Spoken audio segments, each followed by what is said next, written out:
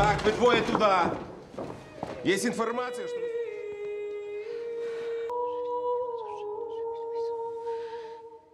Perang Dunia Kedua meninggalkan luka dan trauma bagi semua orang, tak terkecuali biarawati. Kali ini ada cerita dari sebuah biara di Polandia. Di sana terdapat biarawati dalam kondisi trauma berat dan ada juga yang hamil akibat kekerasan seksual dari tentara merah. Seorang dokter muda dari Palang Merah Perancis bernama Mathilda Beaulieu dengan ikhlas membantu. Walaupun dia adalah orang Prancis yang memiliki paham komunis. Pada waktu itu, hubungan antara kekatolikan dan komunisme sedang tidak baik-baik saja. Tentu saja, Mathilda ditolak oleh para suster, tapi dengan rasa kemanusiaan yang tinggi, akhirnya mereka semua menjadi teman baik. Tanpa berlama-lama lagi, inilah dia kisah lengkapnya.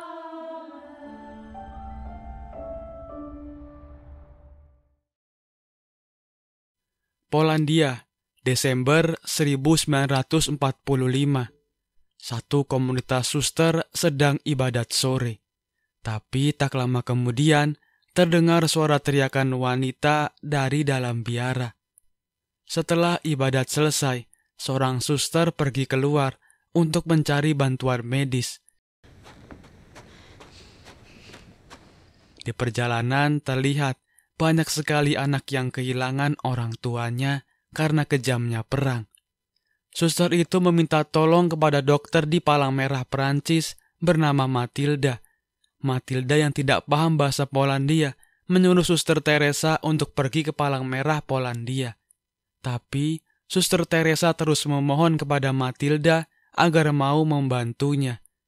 Singkat cerita, Mathilda yang sedang santai setelah bekerja melihat Suster Teresa sedang sujud di depan rumah sakitnya. Sejak saat itu, hati Mathilda tergerak untuk membantu. Mathilda langsung diajak ke kamar Suster Zofia, yang ternyata dia sedang hamil dan sudah waktunya untuk melahirkan. Di sana, sudah ada Suster Jadwika, sang kepala biara, bersama Suster Maria. Suster Jadwika terlihat tidak suka dengan Mathilda, karena dia adalah orang dari luar. Suster Zofia terus mengerang kesakitan, tapi Suster Zofia malah menolak untuk disentuh. Karena bayi yang dikandung Suster Zofia sungsang, maka Mathilda harus segera mengambil tindakan operasi. Dengan peralatan seadanya, Mathilda berhasil membantu Zofia dalam melahirkan.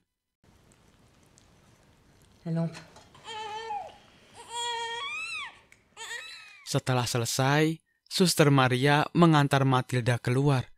Mathilda berencana akan kembali besok hari untuk memberikan penisilin. Awalnya Suster Maria menolak bantuan Mathilda, tapi akhirnya Suster Maria mengizinkan Mathilda untuk kembali saat sore hari. Mathilda yang semalaman membantu persalinan Suster Zofia terlihat mengantuk dan tidak fokus saat bekerja. Rekan kerjanya, yaitu Dr. Samuel, menyuruh Mathilda untuk beristirahat sejenak. Di sisi lain, Suster Teresa mendapat hukuman karena telah membawa orang asing masuk biara. Dia terpaksa harus berdiam dalam kamarnya selama seminggu. Sesuai janjinya, Mathilda kembali lagi ke biara saat sore hari. Dia memberikan suntikan penisilin, tapi Suster Zofia menolak untuk diperiksa bekas lukanya.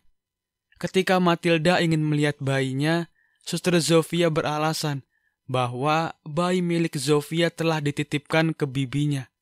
Waktu doa sore sudah selesai. Mathilda yang ingin kembali ke tempat tinggalnya, tiba-tiba dikejutkan oleh salah satu suster yang pingsan tepat di depan matanya. Ternyata, Suster Anna sedang hamil tua dan sudah waktunya untuk melahirkan. Tiba-tiba Suster Jadwika datang dengan tatapan sinisnya, lalu mengajak Mathilda ke kantornya. Suster Jadwika bercerita, ketika Jerman angkat kaki dari sini, tentara Uni Soviet datang dan tinggal di biara itu selama sehari. 7 biarawati dilecehkan dan biara mereka dihancurkan. Matilda berencana akan meminta tolong Kepala Merah Polandia karena dirinya membutuhkan dokter ahli. Tapi Suster Jadwiga menolak karena takut masalah ini bocor dan para korban pelecehan ini akan dicap jelek oleh masyarakat Polandia. Matilda mengancam akan melaporkan hal ini kepada atasannya jika mereka semua tidak mau menerima bantuan. Akhirnya, Suster Maria menerima bantuan Matilda dengan syarat Matilda harus tutup mulut dan hanya dirinya saja yang boleh membantu. Singkat cerita, Matilda dan Samuel menghabiskan malam di sebuah bar. Mereka saling bertukar cerita, dan Matilda mengatakan bahwa dirinya adalah penganut paham komunis. Berbeda dengan Matilda, Samuel berasal dari keluarga Yahudi kelas atas, tapi orang tuanya telah meninggal di kamp konsentrasi Bergen-Belsen. Dirinya berhasil kabur ke Inggris seorang diri. Sesuai dengan janjinya, Matilda datang dan memeriksa para suster yang hamil. Satu persatu suster diperiksa, dan Suster Irena menjadi yang pertama.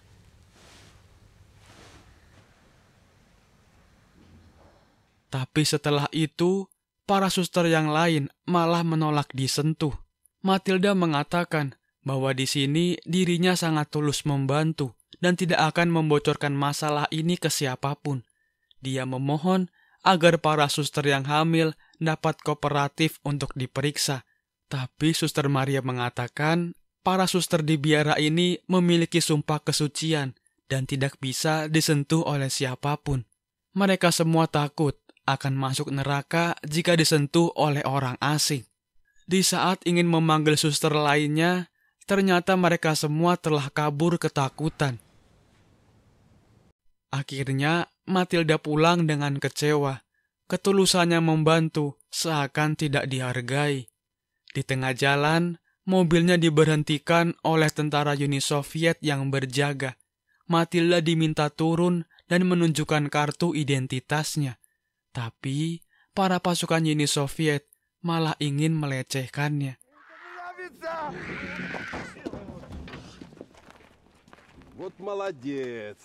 Untungnya, komandan pasukan datang dan membubarkan mereka semua. Matilda yang trauma langsung disuruh memutar balik. Akhirnya dia kembali ke biara dan disambut oleh Suster Maria. Suster Maria langsung memberinya kamar untuk beristirahat. Matilda hanya bisa menangis mengingat pelecehan yang dia alami tadi. Keesokan paginya, dia terbangun dan mendengar lantunan doa dari para suster. Matilda langsung menuju kapel dan memandang kagum para suster yang sedang berdoa.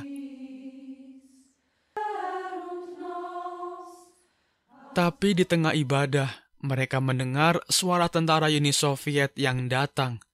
Suster Jadwiga langsung menyuruh mereka semua bubar dan pergi dari sana.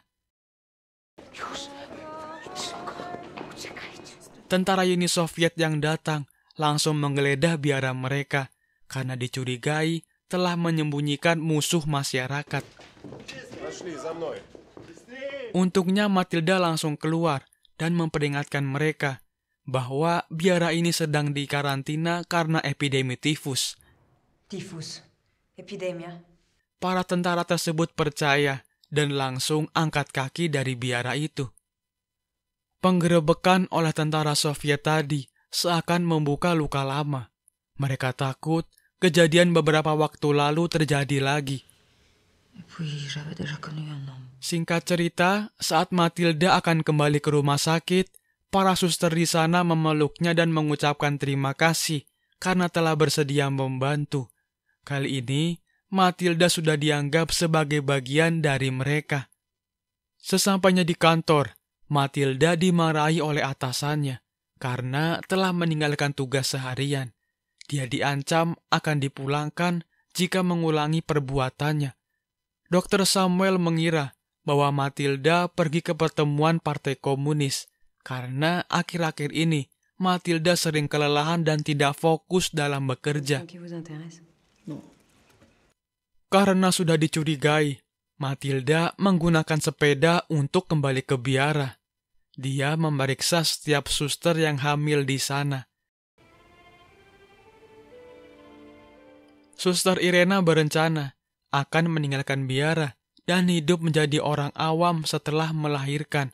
Ternyata, Suster Irena telah bertunangan dengan tentara Uni Soviet yang menghamilinya. Tiba-tiba Suster Maria masuk dan menarik Matilda ke ruangan Suster Jadwiga. Setelah melakukan beberapa pemeriksaan, ternyata Suster Jadwiga menderita penyakit sifilis berat. Matilda berencana akan kembali untuk memberikan antibiotik. Tapi Suster Jadwiga menolak untuk diobati. Je n'ai pas besoin de vos soins. Setelah selesai memeriksa para suster, Matilda mengatakan bahwa dia tidak bisa kembali ke biara dalam waktu dekat, karena dia sudah dicurigai. Suster Maria hanya khawatir jika para suster nanti akan melahirkan secara bersamaan. Setelah selesai makan malam, Matilda diajak untuk bercengkrama dengan para suster.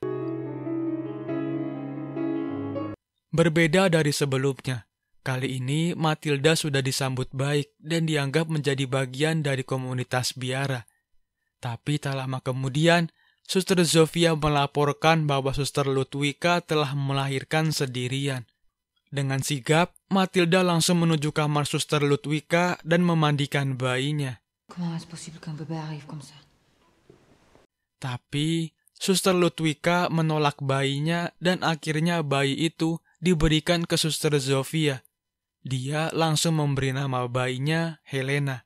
Setelah selesai membantu para suster, Matilda pun kembali ke kantornya.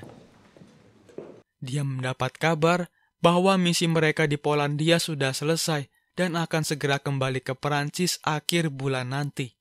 Saat yang lainnya menyambut gembira kabar dari kolonel, Matilda malah terdiam dan meneteskan air mata karena harus meninggalkan sahabatnya. Samuel mencoba menghibur Matilda, tapi Matilda tidak mau berbicara apa-apa. Cerita beralih ke biara. Para suster melakukan tugasnya seperti biasa, berdoa dan bekerja untuk kebutuhan hidup mereka. Tapi tanpa disangka, hari persalinan dari para suster datang bersamaan.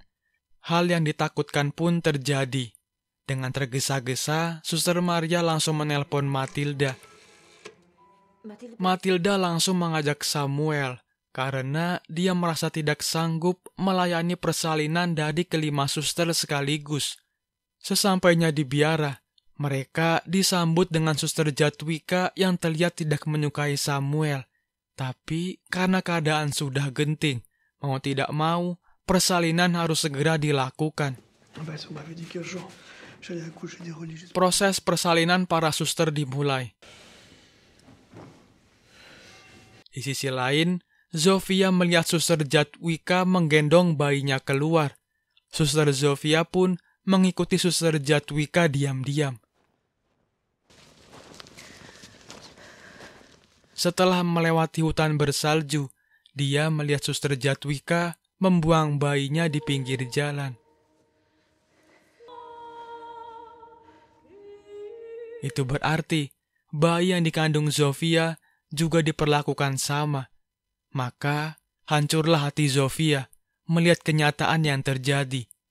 Dia hanya bisa menangis dan terus meratapi kepergian Helena.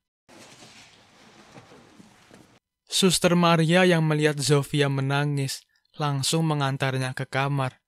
Singkat cerita, persalinan para suster berjalan dengan lancar dan semua bayinya lahir dengan sehat. Tapi tiba-tiba terdengar suara teriakan memecah keheningan. Dan ternyata Suster Zofia telah bunuh diri. Matilda mencoba untuk membantu, tapi itu semua sudah terlambat. Matilda tidak dapat menyembunyikan kesedihannya dan menangis di sepanjang jalan pulang. Jenazah Suster Zofia langsung dibersihkan dan akan dimakamkan hari itu juga. Suster Maria pergi dari biara untuk mengabarkan pihak keluarga dari Zofia dan memberikan sarung tangan rajutan untuk bayinya. Tapi ternyata bibinya tidak pernah menerima bayi yang dimaksud. Merasa ada yang salah, Suster Maria langsung kembali ke biara. Dia langsung menemui Suster Jadwika dan menanyakan kemana bayinya. Kali ini Suster Jadwika mengaku bahwa bayi itu telah dia buang demi menyelamatkan nama baik biara. Tentu saja Suster Maria kecewa, karena hal itu sama saja dengan membunuh. Tak ada lagi yang bisa Maria lakukan, selain berdoa agar bayi yang dibuang bisa selamat. Hari kepergian Matilda semakin dekat, dan mereka semua sedang sibuk membereskan segala sesuatu. Matilda bersama timnya merayakan perpisahan dengan menggelar pesta dansa. Vous avez bu? Non. Tapi tiba-tiba, Suster Maria datang membawa para bayi. Dia mengungsikan para bayi agar tidak dibuang oleh Suster Jadwika.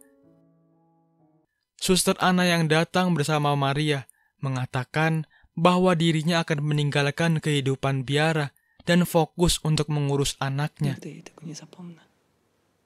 Suster Maria pun menyambut baik keputusan Anna. Tak lama kemudian, Matilda datang dan mendapat ide. Mereka membawa anak-anak yatim piatu korban perang untuk dititipkan di biara. Matilda menyarankan agar biara ini difungsikan menjadi panti asuhan, sehingga orang-orang sekitar tidak akan curiga dari mana bayi itu berasal. Dengan begitu, nama biara ini akan tetap bersih. Suster Jadwika terlihat tidak setuju dan langsung keluar dari ruang makan. Singkat cerita, para anak yatim piatu hidup di dalam biara bersama para suster. Matilda pun berpamitan dan pergi meninggalkan biara. Di jalan, dia bertemu dengan Suster Irena yang akan menemui tunangannya. Tapi, dia tidak membawa serta bayinya. Moi, je n'aurais pas su. 3 bulan telah berlalu. Biara tersebut sudah beralih fungsi menjadi panti asuhan. Para suster terlihat sangat senang, hidup berdampingan dengan anak-anak, tapi tidak dengan Suster Jadwika. Dia terbaring lemas di kamarnya karena penyakit sifilis yang semakin memburuk. Sementara itu, Matilda sudah menjadi dokter profesional di Paris. Dia menerima surat dari sahabatnya, yaitu Suster Maria. Dan film pun selesai.